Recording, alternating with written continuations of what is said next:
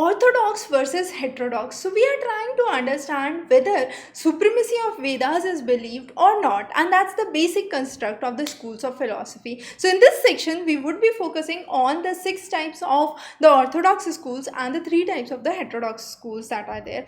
So before we begin with, let's understand the 4 basic criterias which we understand as the basic goals while understanding philosophy, and those are earth, which is the economic wealth; you have dharma, which is the social orders; calm, which is the physical pleasures that are derived; and then you have moksha, which is the salvation that we talk about. So based on these 4, we have either the orthodox schools or the heterodox schools.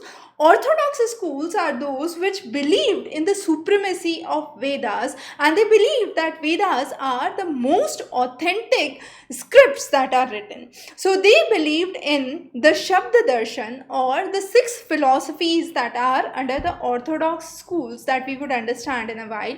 However, heterodox school or the Nastic school believed that the Vedas do not exist, or they do not believe in the originality, we could say, for the Vedas. They always question the existence of God. And 3 major schools under the heterodox schools, those are the Buddha philosophy, Jaina philosophy, and the Charvak philosophy. So let's first understand the orthodox school. So as we said, orthodox school has 6 basic foundations. You have the Nyaya, Vaisheshika, Mimamsa, Vedanta, Sankhya, and Yoga. So those are the 6 major schools that we would understand today in the orthodox school. Each of those, the name of the scholars is given here. So let's say Nyaya was founded by Gautama. You had Vashishka school founded by Kannad, Mimamsa school by Jaimini, Vedanta by Vedvyas, Sankhya by Kapil, and lastly the Yoga by Patanjali. So those are the 6 basic schools of philosophy that we focus on. The Nyaya school, as we said, believes in the logic and the analytical ability. But before we begin with all of those, let's talk about one of the most important schools, and that is the Sankhya school by Kapil.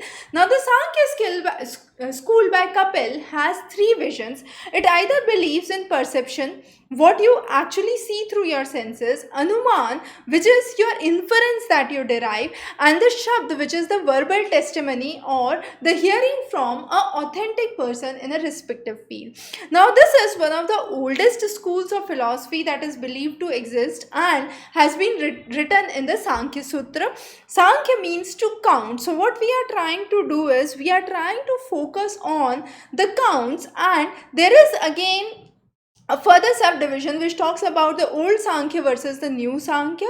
The old Sankhya do not believe that the creation of universe is not necessary, or believes that the creation of universe is not necessary. However, the new Sankhya school talks about the Purush or the spirit. Now, there are 2 concepts which are laid under Sankhya school, the Purush and the Prakriti. The Purush talks about the attributes of being closer to the reality, and Prakriti is how you actually do it. So that is a major difference between the 2. The old Sankhya school focused on the materialistic philosophy, which focused mainly on the matter. However, the new Sankhya focuses more on the spiritual realities that exist. The next is the Yoga school by Patanjali. Now, there are 6 means of attaining freedom. Those are the Yam, Niyam, Pratyahara, Dhyan, Dharana, and Samadhi, and each of those have their specific meaning under the Yoga school led by Patanjali, where Yam talks about self-control, ability to control your desires, ability to control oneself. Niyam talks about certain rules and disciplines that you would create for yourself. Pratyahara talks about choosing an object based on which you would be understanding. Dharana talks about fixation, so fixing either on your breath, either on the mind, or any other specific thing to basically meditate. The next is Dhyan, which is the forward thing after you have the Dharana, and that is concentration. So a close concentration on the fixed object that you consider. And finally Samadhi, which is merging of the mind and the object to understand the oneself. So there is where Purush leads to Prakriti, and that was the basis of the yoga school led by Patanjali. Now there are various asanas and pranayams that are talked about under the yoga school. The next is the Nyaya school. Nyaya school by Gautama believes in logic. So the only argument that could make something worthwhile is the logic. The real knowledge must be acquired, and this was laid down under the Nyaya Sutra. The next important school is the Vashishka school. Vashishka school believes in the physicality of the universe. So it believes in the five basic elements. Those are the fire, earth, air, water, and ether, or the sky that we say. And the Vashishka school developed the atomic theory. Atomic theory means that we have certain small particles which together make this universe. And each of those atom is independent and is important to understand.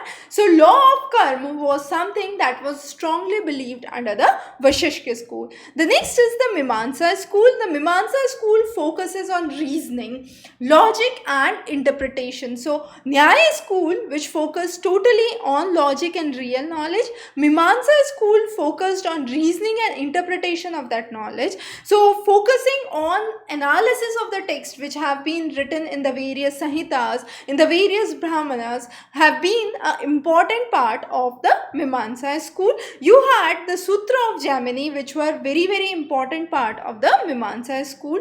The next important is the Vedanta school. Ved and Ant, that is the end of Vedas. Ved plus Ant. Ant means end. So it is basically the end of Vedas, which is the Vedant.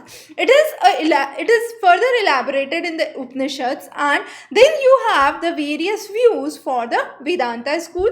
Those vary from the Ramanujan to Shankaracharya. Ramanujan basically talked about Brahma having certain important attributes. However, Shankaracharya believed that this Brahma does not have specific attributes and focused mainly on knowledge. So Shankaracharya's whole idea was knowledge.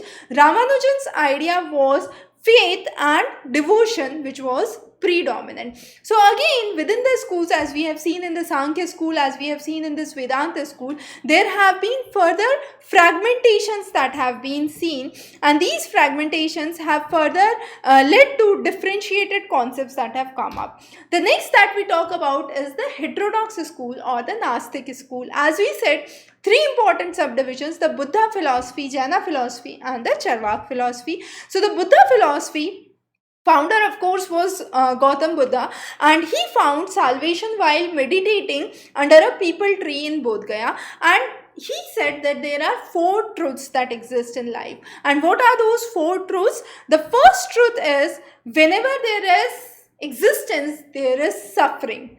Wherever there is suffering, there is pain. The fundamental cause of any suffering is desire to have something. You would be upset about something only and only if you desire to have it. And then there is a state that leads to peace or the nirvana, and that believes in a path of optimism or liberation. So that was the four fundamental aspects that Buddhism or the Buddha philosophy focused on through the Eightfold Path. Now this Eightfold Path is again important.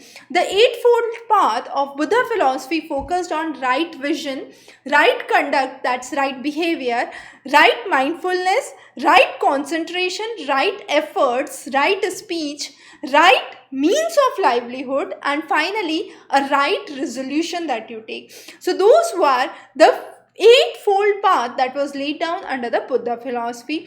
Now Buddhism has been written in Pitikas. Now these Pitikas have been given by various disciples of Buddha. So Upali gave the Vinay Patika, which is the rules of the orders of Buddhism that has to be followed. Ananda was another discipline who gave the Sutta Patikas, and those were the sermons or the doctrines that were there. So doctrines that were there. Then you have Mahakashyap, who wrote the Abhinandan Pitika, which is the philosophical vision under the Buddha philosophy or the Buddha's way of liberation.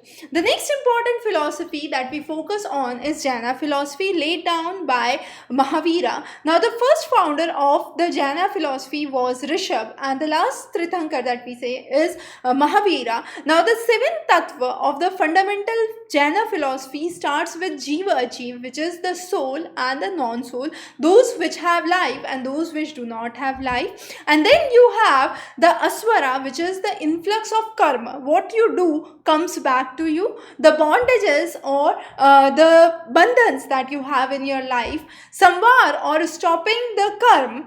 And finally, you have the dissolution of the associations with the karma, which is known as nirja. And finally, moksha or the liberation. So, those were the fundamental seven tattva of Jaina philosophy, followed with a three ratna concept, that is right philosophy, right conduct and right knowledge. So, those was the concepts that led to Jaina philosophy being far away from the originality of Veda and the existence of God. So that was the next philosophical construct. The last philosophical construct was the Lokayukta or the Charvak philosophy, and they focused on a materialistic view of world. Materialistic view of world implies that there is matter, and this matter is something which is the basic foundation for the existence. So all the knowledge that comes to us is only and only through our own experiences. So we are the knowledge forming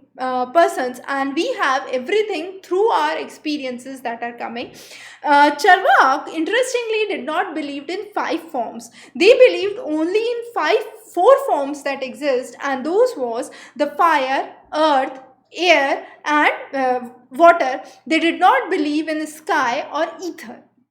The next important thing is they propounded only on the basic concept of the theory, that is eat and drink, and they believed what you do comes back to you. So they rejected solely the authorities of Veda. Among the heterodox schools, Charvak, we could say, was the most strongest school in terms of opposing the authorities of Veda to a much greater and wider extent. So this was a basic lecture where we focused on the various schools of philosophies, the difference between the orthodox and the heterodox philosophies.